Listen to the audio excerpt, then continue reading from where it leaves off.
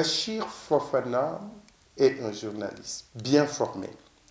Bachir Fofana aussi a fait des études en termes de ce qu'on appelle d'archiviste en réalité. Il est sorti aussi de l'université de Dakar à l'EBAD. Donc c'est quelqu'un qui est assez outillé intellectuellement, qui a aussi son courage. Je me rappelle que d'ailleurs, peut-être les conditions et la trajectoire politique et aussi les circonstances ont fait que Bachir n'est pas avec le PASTEF.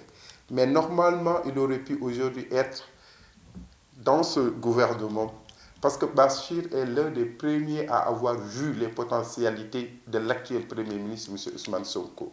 Je lui ai rappelé ça d'ailleurs parce que je sais que, bon, Bachir a dit beaucoup de bonnes choses aussi du PR. Si je réponds à votre question, est-ce qu'on peut arrêter quelqu'un pour diffusion de fausses nouvelles? Il y a deux choses à comprendre.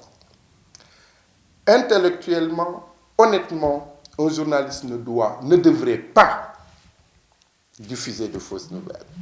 Un journaliste a l'obligation, moi c'est ce que j'appelle l'hygiène intellectuelle, et c'est valable aussi pour les professeurs d'université, tout un chacun.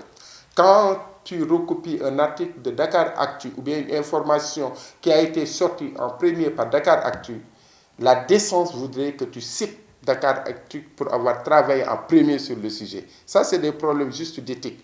Mais non, un journaliste ne devrait pas. Maintenant, un journaliste peut se tromper de bonne foi. Voilà. Alors, vous savez, la diffamation, c'est très compliqué. Parce que vous pouvez diffamer alors que ce que vous dites même est vrai.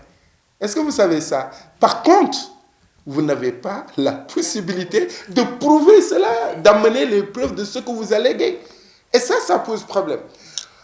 Par contre, non. L'État du Sénégal du 21e siècle devrait tout faire pour ne jamais mettre un journaliste en prison.